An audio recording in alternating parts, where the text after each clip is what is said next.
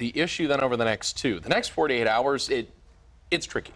It's real difficult. And it's all because of where we're lined up with this big old bubble of heat over the central states. Here's what we've got going on with that forecast. You can think you can see the big bubble of red, right? That one's pretty easy to see. But what happens here is it's one large area of high pressure.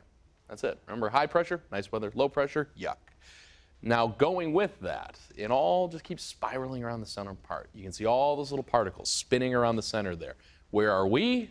We're right on the edge of it. And while we end up with some of that heat, a little bit, with tomorrow in the mid to near upper 80s, and then on Thursday, the 80s again climbing toward near 90, that pushes, along with plenty of humidity, our heat index up toward the upper 90s to near 100. Thursday is the most likely day to make it there. Tomorrow, it will feel like we're in the mid to upper 90s, even if we're only in the 80s. It's that big of a change with how much humidity we've got.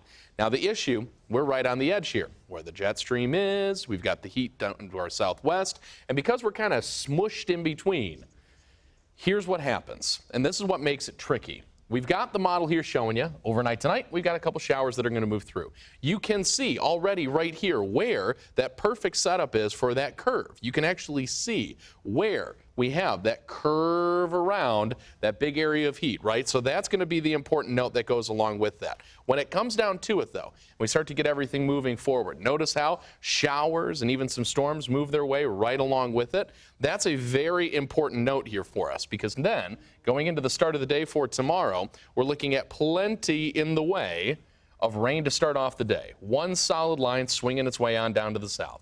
We don't get many strong storms tomorrow morning, but we do get rain. Now, going past that, we have more showers and a couple of storms late tomorrow night into Thursday morning.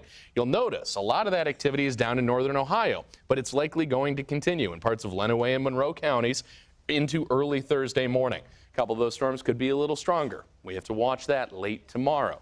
The other part, though, that's tricky is for Thursday. Thursday looks hot. There's heat on Thursday. But if we have any leftover rain going into Thursday afternoon, we could get a stronger line of storms that would pop and roll its way on down to the south.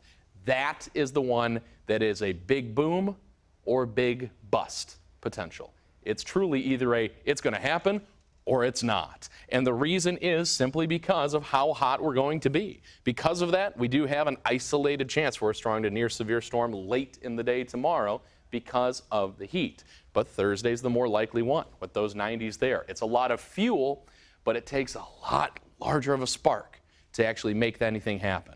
So we're going to break that down a little more and even go further in hour by hour, county by county, and talk about those highs for the next 2 days. A little more local for you coming up. It's complicated forecasting. We appreciate the way you break it down for us. There's a lot there. Yeah.